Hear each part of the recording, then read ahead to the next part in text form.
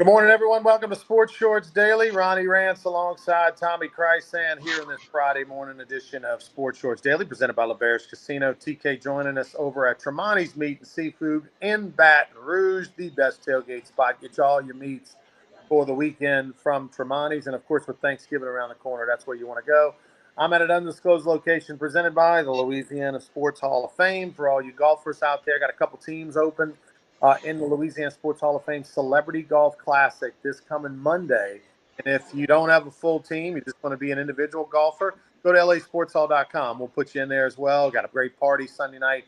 Hope you can join us. And then, of course, we're presented by LeBare's Casino, where LeBare's Casino, Tommy, is going to be packed tonight at the ESPN Bet Sportsbook at LeBare's. If you don't have, a place to watch the Tyson Jake Paul fight tonight. If you're not going to watch, if you don't want to watch it at home, you want to be out there yelling and screaming, having a good time, go to the ESPN Bet Sportsbook. That's going to be the place to be to watch, which is one of the most exciting fights in my lifetime. Jake Paul is a minus 210 favorite. I don't know, did I say 210 or 260? I couldn't remember. 210, I think you said, yeah.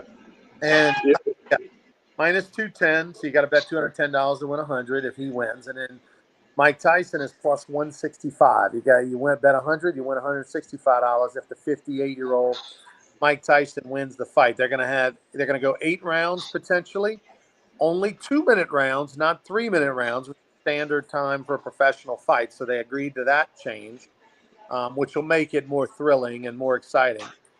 I would be hard-pressed to think this is going to go 8 rounds, Tommy. I think this thing's going to end one way or the other way before 8.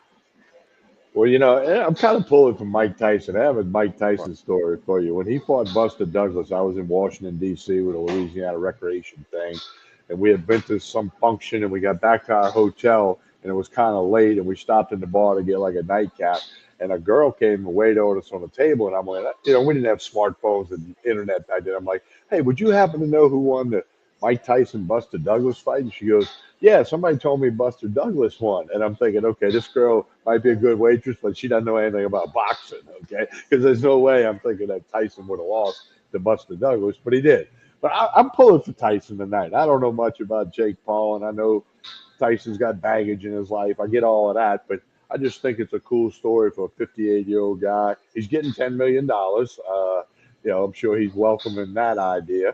And I'm like you. I don't think it goes 8 rounds, but I think it's worth watching. Get on out to the ESPN Bet Sportsbook at LeBare's, and it'll be all over the screens there. You'll be able to check it out and make a wager if you want. There's so much to this fight tonight that excites me. First off, that was January 1990 when Tyson lost to Buster Douglas. He was invincible at that time. And then Buster Douglas, I think, was like a 42-1 underdog or something. And Buster Douglas had been knocked down in like the 6th, 7th, or 8th round. He got knocked down to the canvas and still got up and knocked out Tyson. It was shocking, and of course, his life has never been the same since. But now he's become this self-reflective, sympathetic figure. A guy went to jail for sexual assault. Guy bit Vander Holyfield's ear not once but twice. He did a one-man show on Broadway for a while. He's made appearances in movies, and, like all this crazy stuff. But it's like people look at Mike Tyson almost like they look at Muhammad Ali in this reverence and like, he's been through some things. The guy was arrested 30-something times before the age of 15, growing up in Brooklyn.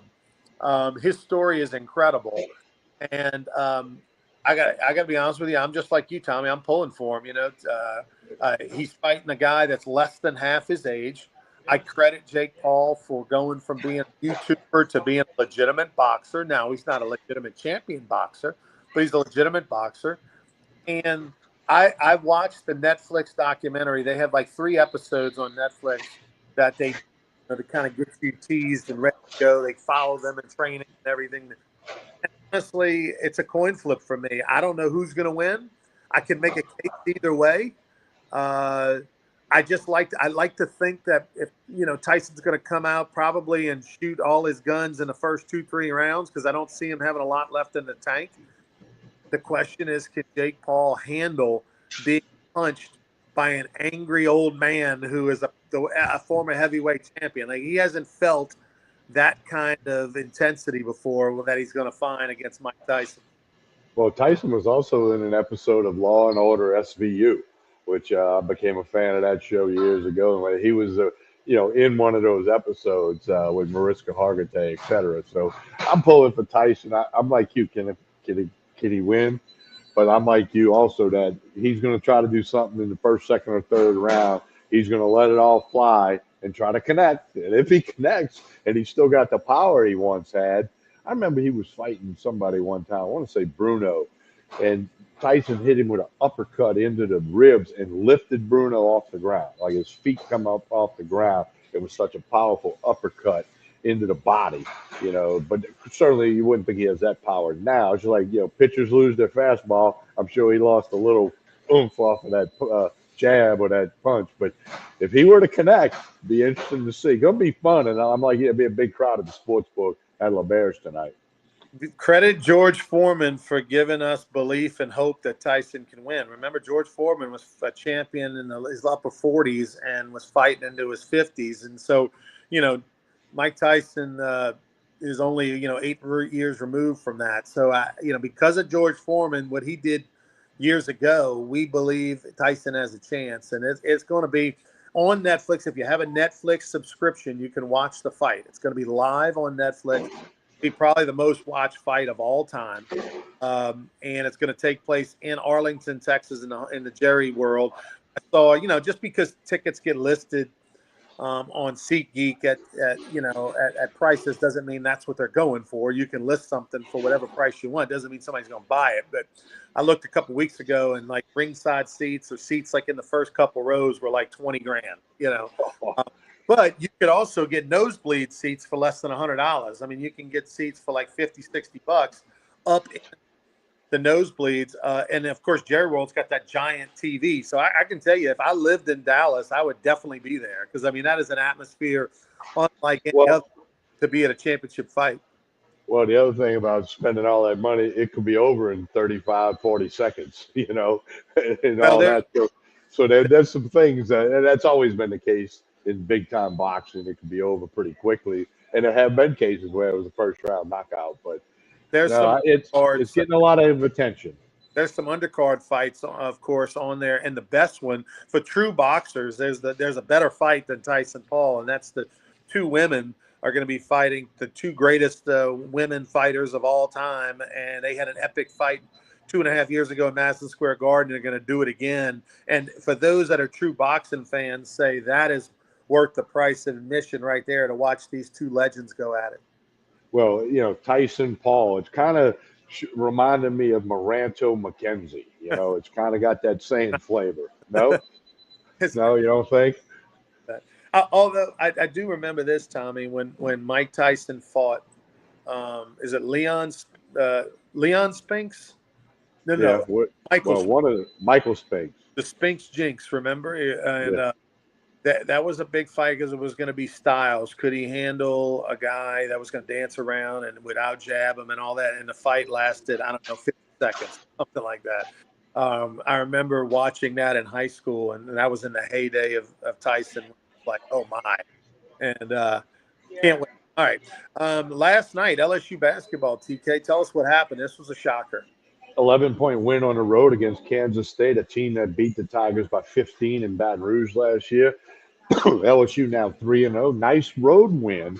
Will get a little bit of attention for the Tigers. So Matt McMahon's team looks to be better. Some of the people who covered them daily said they think they were going to be a little bit better. They got a couple players that came in. So, a really nice win to get off to the 3-0 start. A win on the road against a Power 4 team in Kansas State. So that's good for LSU, and we'll see if they can build on that. Not only a win on the road, Tommy, but they were an 8-point dog. And went from an 8-point dog to 11-point win. They had a double-digit lead at halftime. They had a double-digit lead for just about the entire second half as well. And impressive, and it gives everybody a little excitement. As soon as the game ended, LSU was pumping out emails for season tickets, like, "Hey, we got plenty of seats available. Get tickets now.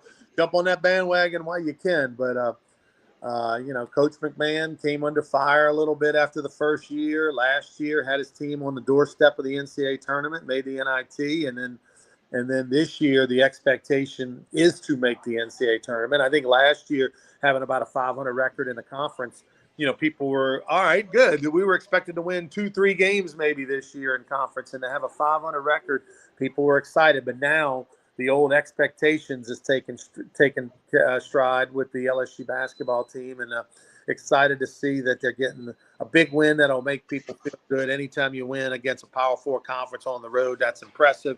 And then they've also had a good year in the recruiting ranks. They've signed some good players, and they think the future is bright. So follow LSU basketball. LSU football, Tommy, I don't remember the last time that LSU played Florida in a football game, and we were so uninspired.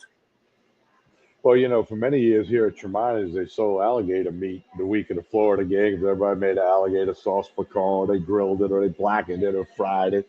No alligator meat at Tremonti's today. They got everything else, but no. So, yeah, it's Florida. We know the story. Napier, this team's struggling. They're trying to be bowl eligible, and they got a tall task in front of them. LSU going to change the green dot on defense. They've been giving it to a linebacker, the communication thing. They're switching it to Sage Ryan in the secondary, thinking that may help the defense a little bit. We'll see. But LSU was a 4.5-point favorite. Now it's 3.5 points. They beat Florida 5 straight times. Let that sink in too. When you go back to some of Spurrier's teams that were beating LSU 56-3 and stuff. So LSU, we know the story. If they win out, a couple of things happen. They could have ended up in Atlanta. But more importantly, if they win out, looks like Music City Bowl or the Outback Bowl, one of those bowls for LSU, which is not what people want. So you got to win out. You need help with Georgia, Tennessee, and Arkansas, Missouri. But you can't worry about that. You got to beat Florida. Then turn around, come home. No more road games. You got Vanderbilt and Oklahoma coming into Baton Rouge. So they got to fly back from Gainesville with a W. Not happening that the scenario is going to play out that LSU ends up in Atlanta. And I'll tell you why. One, I do think LSU is going to win and cover this week. It's Florida's offense is just atrocious. And as bad as LSU's playing, as bad as, the letdown and they lost their legitimate chance at the playoffs and all that kind of stuff. This is just not a good offensive team. I mean, you're looking at a third-string quarterback. It's a bad deal. So I do think, regardless, LSU will win this game. At the end of the day, I think they cover. But LSU sold their soul to the college football devil back in 2007. Think about it. During the BCS era, when you had just the top 2 teams in the country, LSU won a national championship with 2 losses. I mean, we're discussing whether a 2-loss team is going to be in the playoffs.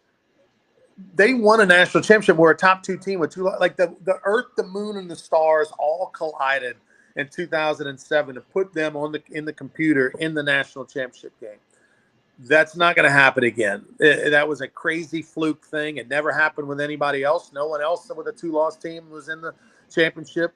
And LSU used their one mulligan in 2007. They're not getting another mulligan. They're not going to be a 3-loss team and everything fall perfectly for them to end up in the playoffs.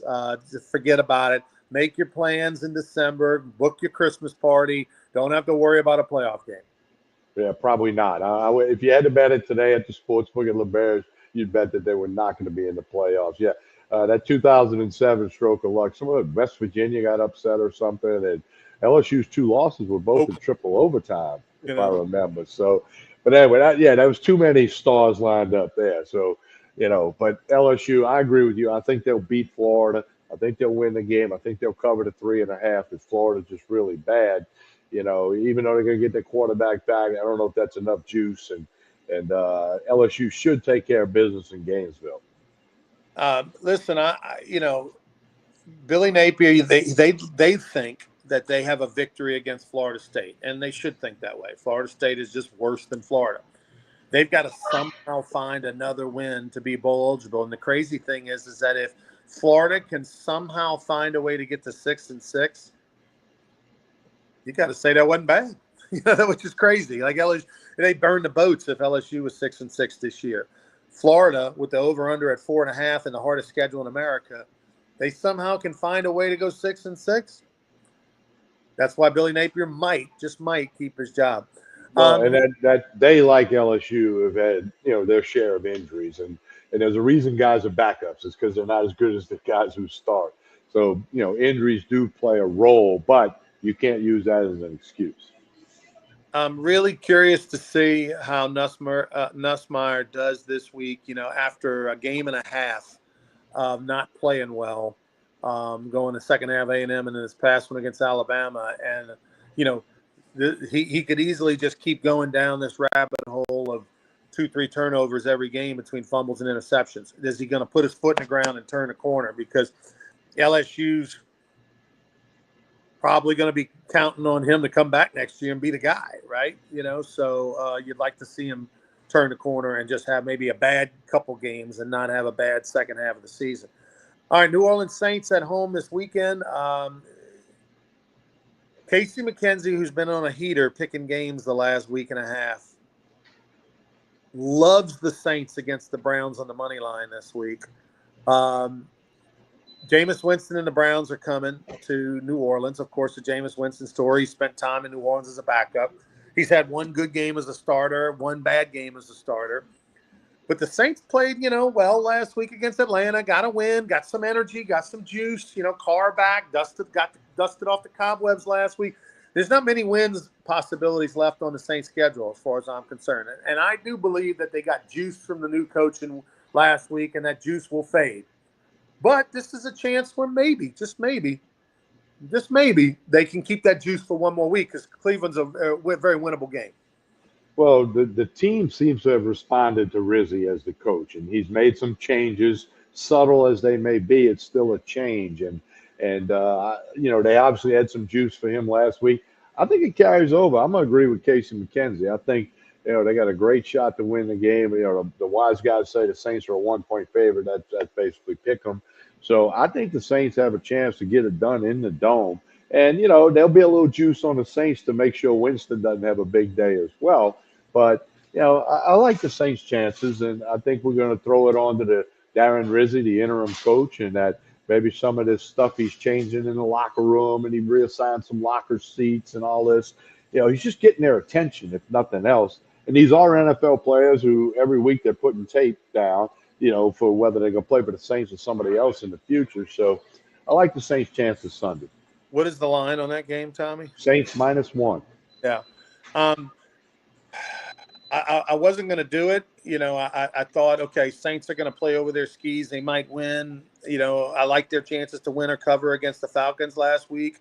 And I thought, okay, adrenaline and newness last for 1 week.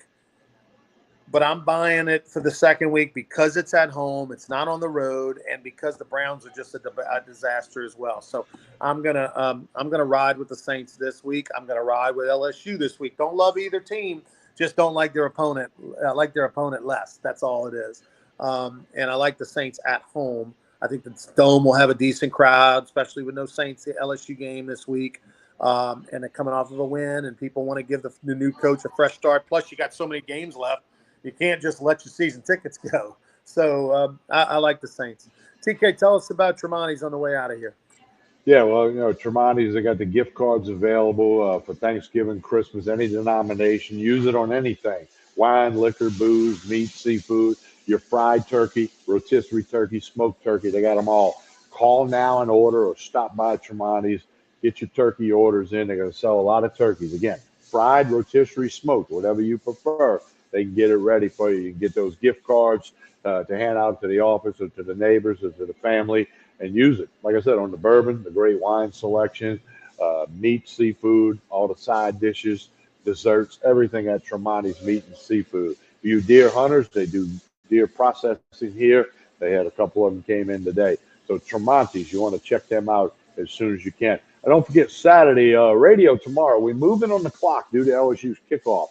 Sports Shorts Radio will go 12:30 to 2:30 live from the Walk-Ons in Brewley. Stop by, say hello. 12:30 to 2:30, only in Baton Rouge this week because of the time change, or on the app, 1045 ESPN Baton Rouge. 12:30 to 2:30, Hunter McCann will be there.